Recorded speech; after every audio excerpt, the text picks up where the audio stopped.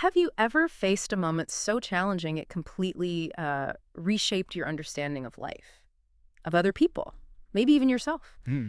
Imagine losing, well, everything, being unjustly accused, and then setting off on this incredibly dangerous journey, one that forces you to rethink faith, love, purpose. Yeah.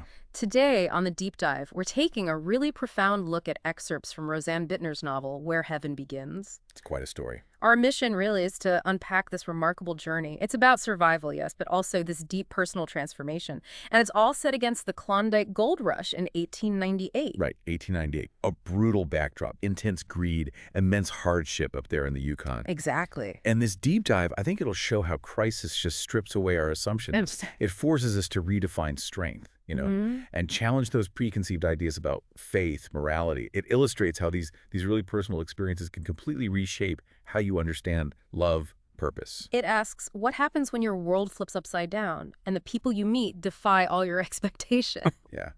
Okay, let's unpack this. So let's begin. Our story opens in San Francisco, August 1898. We meet Elizabeth Breckenridge Liz.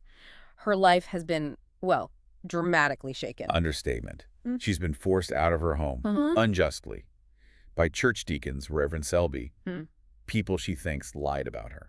And it's striking how she confronts them, isn't it? Oh, absolutely. She doesn't just shrink away. She quotes scripture right back at them. St. John 7:24, judge not the appearance. Did judge righteous judgment? Yeah. And Matthew 6:18, if you forgive not men their trespasses, neither will your Father forgive your trespasses.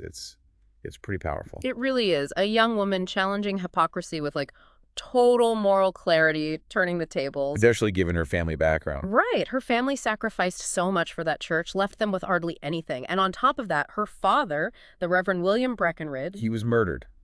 On the Barbary Coast, no less. San Francisco's notorious district back then. And her mother just died of cancer. Just devastating losses, one after another. So with nothing left, she decides, okay, I'm leaving San Francisco for good, heading to Dawson to find her brother, Peter. She's holding on to this idea that God has a purpose for her. A shred of hope in all that darkness. Can you picture that scene on the San Francisco wharf as she's getting ready to leave? It's this melting pot. Oh, yeah. The book describes it vividly. Painted women, Chinese men with their braided hair, black men working the docks. A real crossroads. Chaos. And right in the middle of it, something happens. Yeah, this is where it gets really interesting. Her handbag gets stolen. Just snatched. But before she can even react. This guy, Clint Brady, he's there instantly. Throws the thief right into the water. Talk about a dramatic entrance. Right. Straight out of that rough world she's maybe trying to escape. It is. And here's the thing. Despite the shock, Elizabeth feels this immediate pull, an inexplicable attraction to Clint. Which is fascinating, isn't it, given her background? Totally. What do you think that's about? What draws this reverend's daughter to him? Well, it's a huge challenge to her worldview, right? Yeah. She's all propriety, religious upbringing, and suddenly she's drawn to this man of action, maybe a vigilante, operating outside the rules she knows. It's like the first real crack in those rigid perceptions she holds. It definitely sets the stage for the rest of her journey where her judgments are going to be tested again and again. So her world's shattered, but the journey's just starting. She gets onto the steamer, the Alaskan Damsel, and right away she faces this test. Her judgments are challenged before she even hits the wilderness. Yeah, she's stuck on the lower deck. Cramped conditions, surrounded by men and these painted women she probably wouldn't normally associate with. Very uncomfortable for her. And then this really poignant moment happens. One of the women, Colette, she comes up to Elizabeth. What does she want? She asked Elizabeth to pray over her friend Francine's miscarried baby. Oh, wow. That must have thrown Elizabeth. Completely. You see this internal conflict. She remembers Jesus forgiving the adulteress, from the Gospel of John. Right. John chapter 8. And she acts with compassion. She prays for the baby, for Francine, despite, her reservations about these women. It's a huge step for her, moving beyond just doctrine into real empathy. Exactly. And it connects back to her father, too, doesn't it? It does. We find out he used to minister down on the Barbary Coast, so there's this legacy of compassion maybe buried under her own sort of stricter upbringing. A foundation she's now building on. And later, in Seattle, Colette tells her Francine's story, abandoned, abused by her stepfather. Heartbreaking stuff. It gives Elizabeth this deeper understanding, how some people end up the way they do. It pushes her past that simple black and white view of the world. Meanwhile, what about Clint? Oh, Clint. It is He doesn't waste any time laying out the dangers. He's blunt. Tells her about needing 1,000 pounds of supplies for the Klondike. a literal ton of gear. Yeah.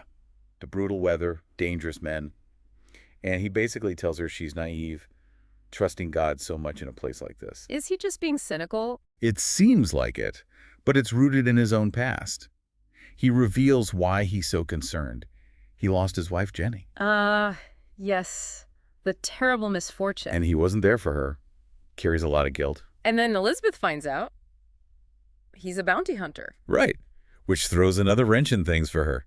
How does she square her growing feelings for this guy with his violent job, especially with her faith background? The dilemma. The bam! Disaster. The damsel gets rammed by another steamer. Yeah. Pure chaos.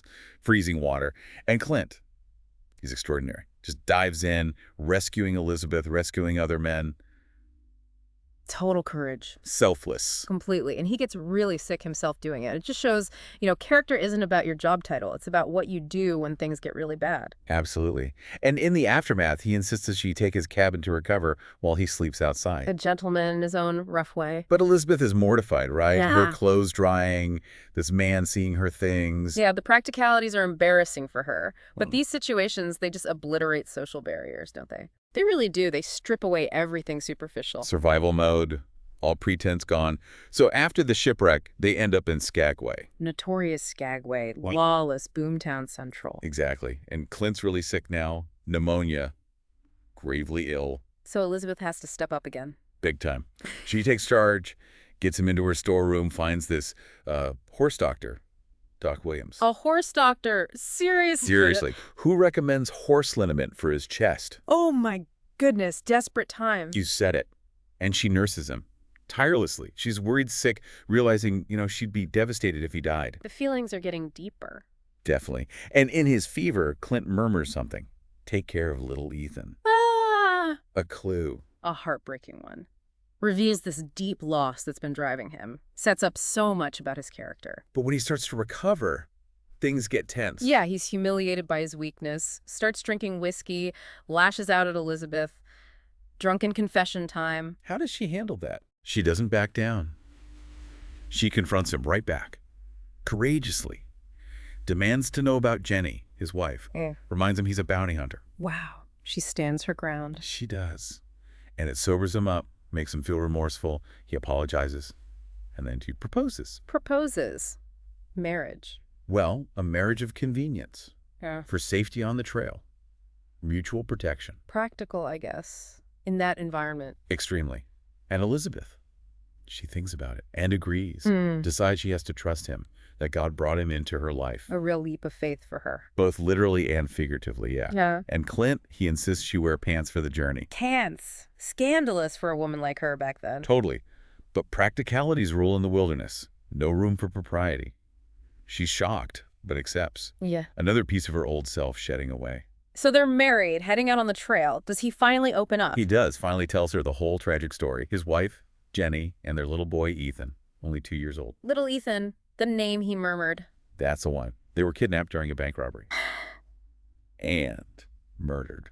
Oh, God. Horrific. Clint hunted down the 4 men responsible, killed them all, and lost his faith in God completely after that. You can understand the rage, the bitterness. Totally. But Elizabeth, she doesn't just accept his despair. She argues back, passionately. What does she say? She says, yes, evil exists, but God still has a plan. That Jenny and Ethan are in heaven. She challenges his anger head on, tells him he's fighting God. That's intense. How does he react? You can feel the internal battle. And then he reveals something else. He tried to kill himself once, put the gun to his head. Oh, no. And it just didn't fire. Inexplicably. Wow. Like a sign. Maybe. A hint that maybe some glimmer of faith or something bigger was still there, even when he rejected it, like a higher purpose was still at work. A subtle but powerful moment. So the journey continues. Yes, they reach Lake Bennett. Clint buys a raft, pays way too much for it. Still focused on the practicalities. But then Elizabeth works on him again. There's this destitute family, the Peppers, desperate to get back to their kids in Seattle. What does she want him to do? She persuades him, this cynical bounty hunter needing money, to give them one of his valuable horses, Red Lady plus blankets, supplies. That must have been hard for him. He grumbles about his foolishness, needing that Roland Fisher bounty money. But he does it. What changes his mind? Elizabeth tells him quietly, God loves you, Clint, and so do I. A direct declaration. Yeah. And it seems to be this real turning point for him. Compassion breaking through that hardened shell. But the dangers aren't over, right? Not by a long shot. The raft hits rapids. Raging rapids on the Yukon River. Everyone's thrown into the freezing water. Oh my God, again. Again, Clint gets injured, sick again. Can this guy catch a break? Seems not. But Elizabeth, she's incredible. Just remarkable courage. Pulls Clint to shore, takes charge of the raft. Takes charge. Finds the other men aren't helping, so she grabs Clint's 6-gun. No way. Yes. And forces them at gunpoint to help her get Clint to safety. Get out, Elizabeth Breckenridge. The very same. Clint, even injured and sick, he's just stunned, amazed. And he gives her a nickname. Let me guess. 6-gun Lizzie. Huh. Perfect. She's definitely not just the Reverend's daughter anymore. Not even close. She's a force of nature. Okay, so 6-gun Lizzie gets them to Dawson.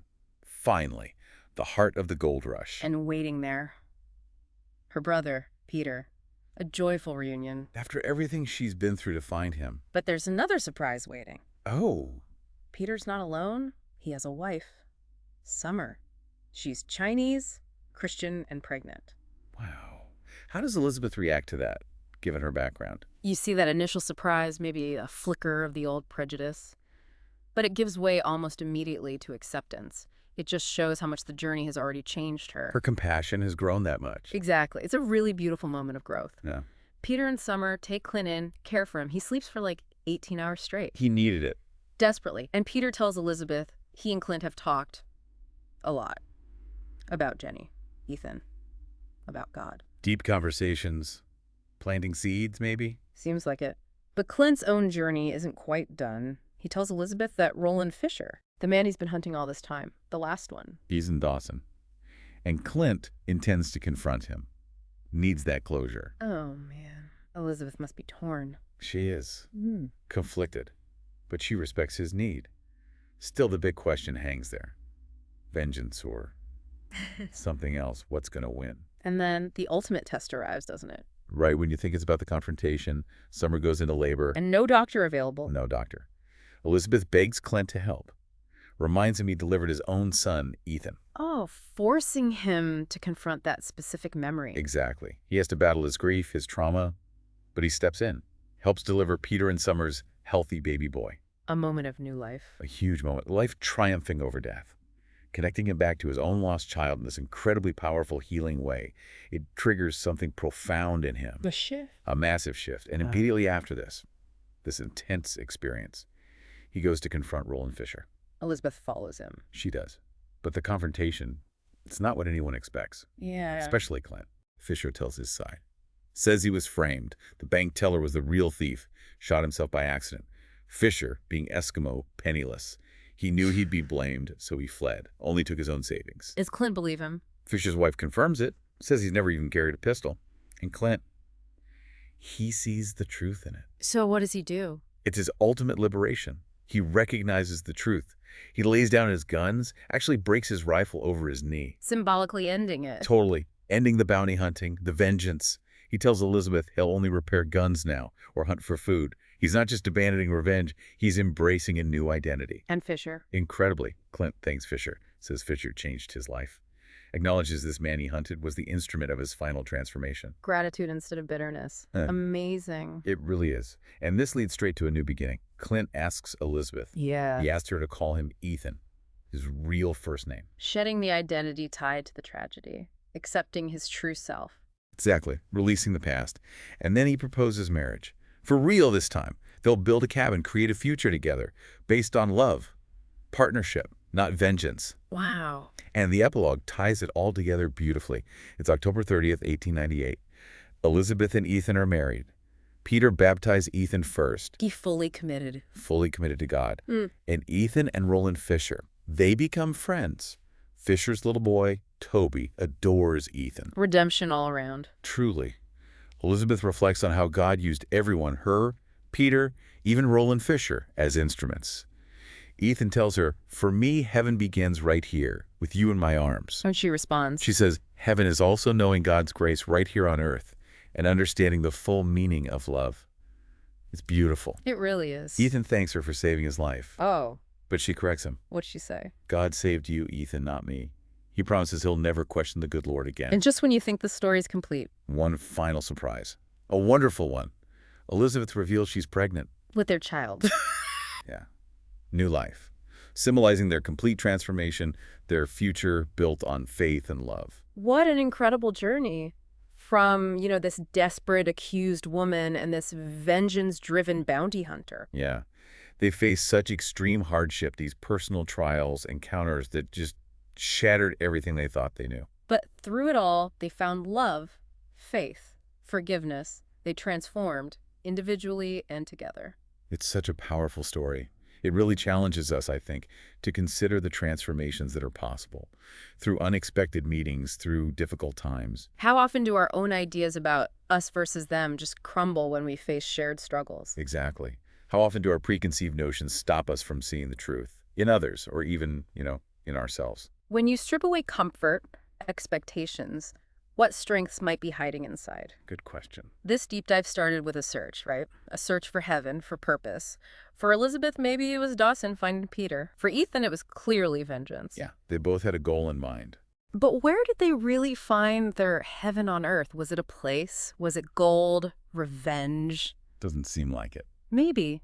Maybe it was in the journey itself, in those surprising moments of compassion, unveiling the truth. Finding the courage to choose love, forgiveness, even when it felt impossible. So the thought to leave you with is, what treasures are you seeking? And where, perhaps unexpectedly, might you truly find them?